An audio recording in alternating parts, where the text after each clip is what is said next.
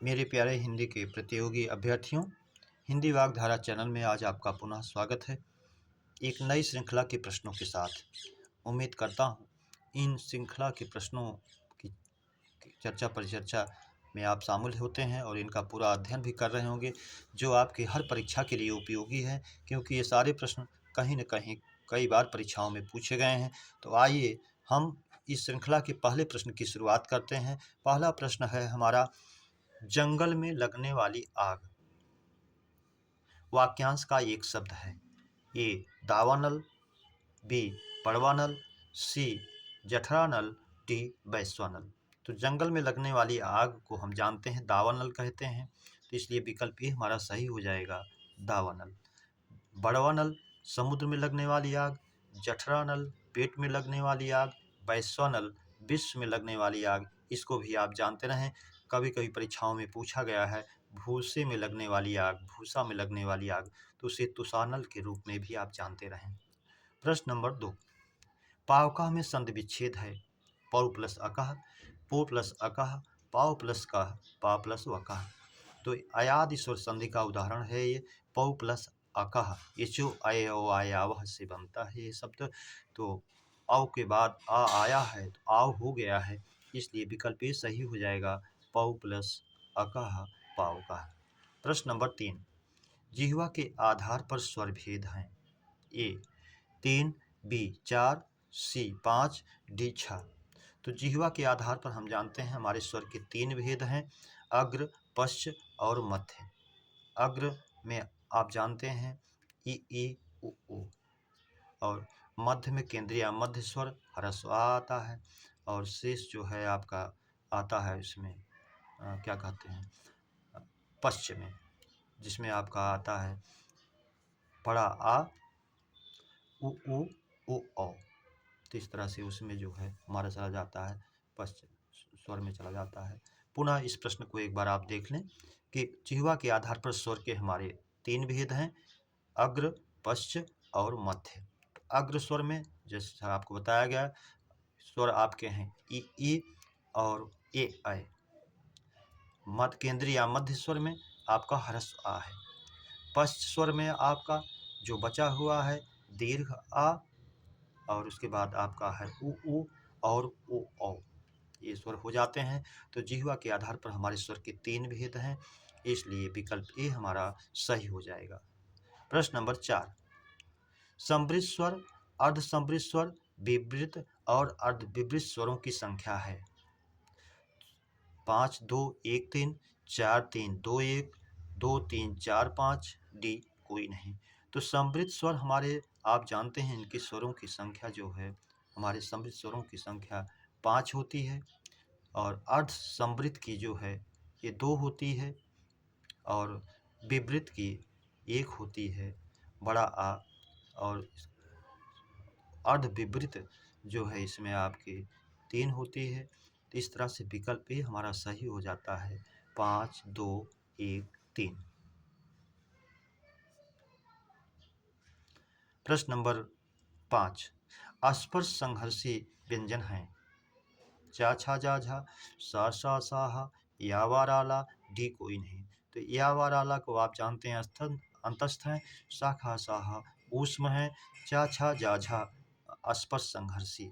तो शाखा साहा को संघर्षी केवल कहते हैं, ऊष्म कहते हैं, लेकिन चा छा जा झा को स्पर्श संघर्षी कहते हैं, इसलिए विकल्प ए हमारा सही हो जाएगा, चा छा जा झा। प्रश्न नंबर 6, रा सा का उच्चारण स्थान है। ए मूर्धा, बी कंठ, सी तालु, डी ओष्ठ। तो रा सा का उच्चारण स्थान जो है मूर्धा होती है। ऋतु रसाणाम मूर्धा आप सूत्र में भी याद करते हैं, इसलिए विकल्प ए सही हो जाएगा, मूर्धा। प्रश्न नंबर 7, ए ऐ का उच्चारण स्थान है। कंठतालु, कंठोष्ठ, मूर्धा, दंत। तो ए ऐ का कंठताल होता है, ए दयतो कंठतालु, ओ दयतो कंठोष्ठम, यानी ए और ऐ का कंठतालु। विकल्प ए। अगर ओ और औ होता तो कंठ और ओष्ठ होता, कंठोष्ठ। प्रश्न नंबर 8, प्रत्युपकार में समास है। ए अव्ययी भाव, बी कर्मधारय, सी द्वंद्व, डी तत्पुरुष। तो प्रत्युपकार इसमें प्रति उपसर्ग है, प्रति प्लस उपकार, प्रत्युपकार आप जानते हैं। जिसका प्रथम पद अव्यय उपसर्ग होता है वो अव्ययी भाव होता है, इसलिए विकल्प ए सही हो जाएगा, अव्ययी भाव। प्रश्न नंबर 9, किवाड़ और कुंजी का तत्सम है। ए कपाट कुंजिका, बी किपाट कुंज, कपट कुंचा, डी कोई नहीं। तो किवाड़ का तत्सम आप जानते हैं कपाट होता है और कुंजी का कुंजिका होता है, इसलिए विकल्प ए ही हमारा सही हो जाएगा। प्रश्न नंबर 10, कंदर्प पर्याय है। ए कुसुमेशु, बी त्रिपुरारी, सी गरुण केतु, डी दशास्य। तो दशास्य 10 है, आस्य जिसके 10 है, मुँह जिसके, ये रावण का है ये नहीं है। गरुण केतु यह भी नहीं है। गरुण है जिसके ध्वज चिन्ह भगवान विष्णु, ये भी नहीं है। त्रिपुरार तीनों पुरों का जो नष्ट विनाश किया था भगवान शंकर, भी नहीं है। और कुसुमेशु, कुसुम प्लस ईसु गुण संधि हो गई। पुष्प हैं बाण जिसके, तो ये जो है कामदेव का हो जाएगा, इसलिए विकल्प ए सही हो जाएगा, कुसुमेशु। प्रश्न नंबर 11, विधान भवन में समास है। ए संबंध तत्पुरुष, बी संप्रदान तत्पुरुष, सी करण तत्पुरुष, डी अधिकरण तत्पुरुष। विधान भवन, विधान के लिए भवन, संप्रदान तत्पुरुष, इसलिए विकल्प बी सही हो जाएगा, संप्रदान तत्पुरुष। प्रश्न नंबर 12, चौलड़ी में समास है।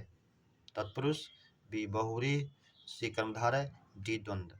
चौलड़ी 4 लड़ियों से बनी हुई माला, चौलड़ी बहुव्रीहि हो जाएगा, इसलिए विकल्प भी हमारा सही हो जाएगा, बहुव्रीहि।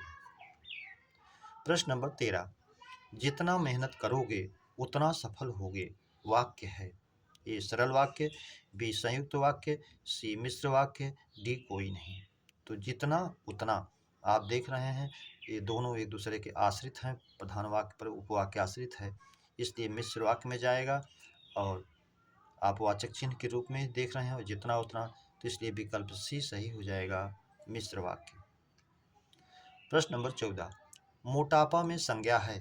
व्यक्तिवाचक, बी जातिवाचक, सी भाववाचक, डी द्रव्यवाचक। तो इसमें मोटा होने का भाव दर्शाया गया है, मोटापा जिसमें मोटापन है, इसलिए भाववाचक संज्ञा होगी, विकल्प सी हमारा सही हो जाएगा, भाववाचक। प्रश्न नंबर 15, 4 गज मलमल में विशेषण है। ए परिमाणवाचक, बी सार्वनामिक, सी संख्यावाचक, डी गुणवाचक। तो यहाँ माप तौल की बात में माप की बात की गई है। 4 गज मलमल तो निश्चित परिमाणवाचक है, निश्चित नहीं दिया परिमाणवाचक के अंतर्गत आएगा, परिमाणवाचक विकल्प ए हमारा सही हो जाएगा। प्रश्न नंबर 16, निम्नलिखित में अकर्मक क्रिया है। ए पढ़ना, बी लिखना, सी खाना, डी तैरना।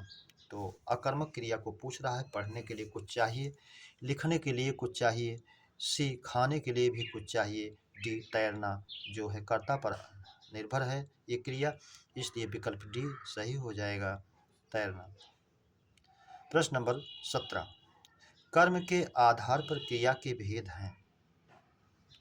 1, बी में 2, सी में 3, डी में 4।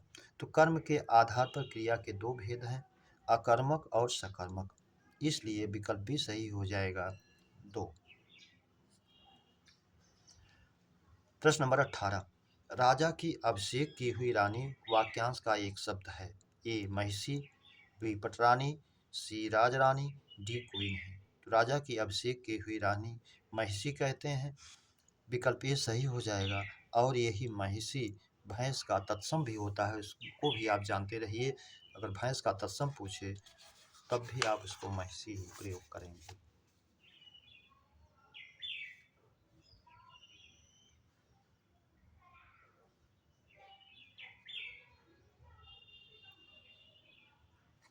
अगला प्रश्न नंबर 19,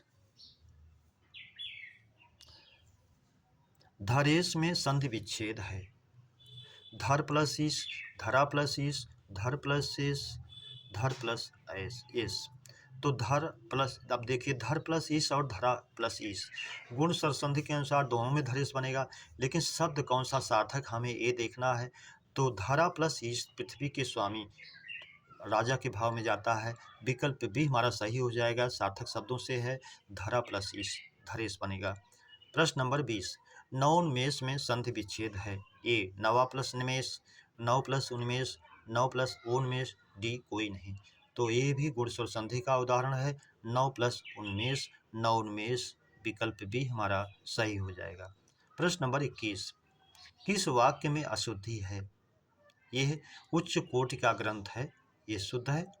मैं आपसे क्षमा चाहता हूँ, यह भी शुद्ध है। यह पत्र गोपनीय है, यह भी सत्य है, सही है। डी विद्यार्थी को स्वावलंबी होना चाहिए, यह वाक्य शुद्ध है। स्व प्लस अवलंबी बनेगा स्वावलंबी। अगर इसमें वा होता और बीच में स्वावलंबी तो वाक्य शुद्ध होता, इसलिए यह शुद्ध है, विकल्प डी। प्रश्न नंबर 22, पूजनीय पिताजी आ गए में अशुद्ध अंश है। ए पूजनीय, बी पिता, सी आ, डी गए। तो पूजनीय अशुद्ध है वर्तनी की दृष्टि से। पूजनीय होता है तब शुद्ध होता है, या तो पूज्य केवल हो तब शुद्ध होता है, इसलिए पूजनीय अशुद्ध है, विकल्प ए। प्रश्न नंबर 23, अनेकार्थी शब्द अब्ज का गलत रूप है। ए शंख, बी चंद्रमा, सी कपूर, डी मेघ। तो अब पूछ रहा है कि अब्ज का गलत रूप है, तो कमल, चंद्रमा, शंख, कपूर ये सब तो अनेकार्थी होता है अब्ज का, लेकिन मेघ जो है बादल नहीं होता है, इसलिए विकल्प डी हमारा हो जाएगा, ये गलत रूप है।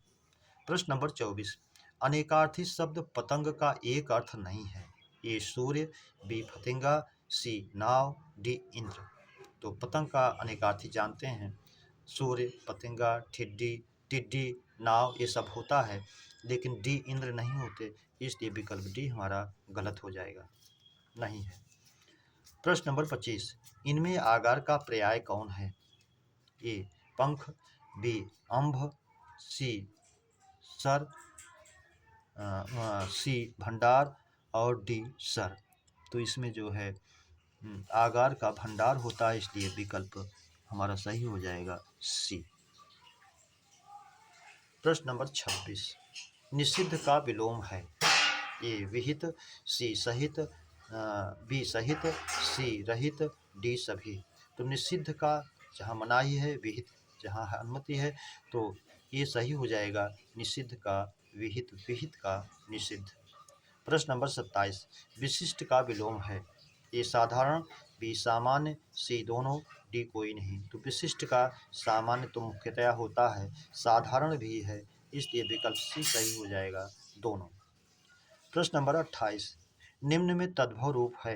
ए शुष्क, बी सत, सी ढाई, डी भक्त। तद्भव रूप पूछ रहा है, तो सूखा का शुष्क सही है, तत्सम है। सौ का सत ये भी तत्सम है। भगत का भक्त ये भी है, जबकि ये भगत और भक्ता तीनों का तत्सम बनता है भक्त, इसलिए यह तत्सम है।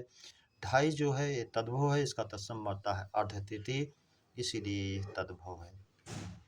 प्रश्न नंबर 29, नीम और जामुन का तत्सम है। ए निम्ब जम्बुल, बी निम्बक जम्बू, सी नीरद वारिद, डी कोई नहीं। तो नीम का निम्ब होता है, जामुन का जम्बुल होता है, इसलिए विकल्प ए ही हमारा सही हो जाएगा, निम्ब जम्बुल। प्रश्न नंबर 30, तौलिया किस भाषा का शब्द है? ए अरबी, बी पुर्तगाली, सी फारसी, डी तुर्की। तो तौलिया हमारा पुर्तगाली का है, इसलिए विकल्प भी सही हो जाएगा, पुर्तगाली। प्रश्न नंबर 31, ठग का तद्भव शब्द है। ए जालसाज, बी छली, डी सी छलिया, डी खौफ। ये परीक्षा में पूछा भी गया है। तो ठग का तद्भव रूप जो है जालसाज होता है, जो पूर्णतया उससे मिलता जुलता तद्भव तो समय नहीं है, फिर भी ये है और माना भी गया है, इसलिए विकल्प ये सही हो जाएगा, जालसाज। प्रश्न नंबर 32, अशुद्ध वाक्यांश शब्द है, जिस वाक्यांश है, तो वाक्यांश का एक शब्द है, अशुद्ध वाक्यांश का एक शब्द है जिसमें अशुद्ध है, जिसके आने की कोई तिथि ना हो, अतिथि, ये सही है। जो अच्छे कुल में उत्पन्न हुआ हो, कुलीन या अभिजात, ये भी सही है। सी बहुत जानने वाला, बहुज्ञ, ये भी सही है। डी पुरलोक से संबंध रखने वाला, पुरलोकी, ये अशुद्ध है। अगर ये पारलौकिक होता तो यह भी शुद्ध होता, इसलिए विकल्प डी हमारा अशुद्ध है, शेष तीनों शुद्ध हैं। मेरे प्यारे बच्चों, देख लीजिए लास्ट में नहीं ठीक हो पाया, दिख नहीं रहा था। परलोक से संबंध रखने वाला पुरलोकी अशुद्ध है, अगर ये होता पारलौकिक तो शुद्ध होता। इस तरह से हमारे प्रश्नों की श्रृंखला पूरी हुई। मेरे प्यारे बच्चों, इस श्रृंखला के प्रश्नों की चर्चा पर चर्चा आप लोगों से हुई। उम्मीद करता हूँ श्रृंखला आपको बेहतर लगी हो, तो अपने मित्रों को सब्सक्राइब, लाइक और शेयर जरूर करें। इसी उम्मीद और अपेक्षा के साथ आप सभी को हृदय से धन्यवाद। जय हिंद।